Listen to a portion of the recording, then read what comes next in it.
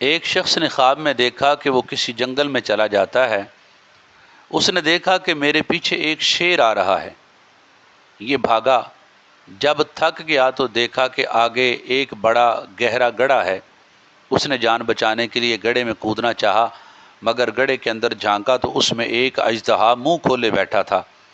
اب یہ گھبرایا کہ کیا کرے، پیچھے شیر ہے اور آگے اژدہا ہے۔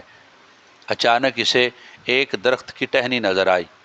یہ اس کے ساتھ لٹک گیا، مگر جب ہاتھ ٹہنی کو ڈال کر لٹک چکا تو اس نے دیکھا کہ اس ٹہنی کو دو سیاہ اور سفید چوہے جڑ سے کاٹ رہے ہیں۔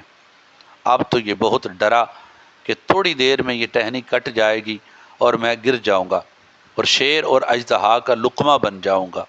اتفاقاً درخت پر اسے شہد کا ایک چھتا نظر آیا اور یہ اس شہد کے پینے میں مشغول ہو گیا۔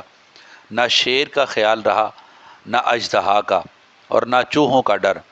اچانک وہ ٹہنی جڑ سے کٹ گئی اور یہ گر پڑا، اور شیر نے پھاڑ کر گڑھے میں گرا دیا اور اژدہا نے اسے نگل لیا۔ یہ دنیا کی مثال ہے۔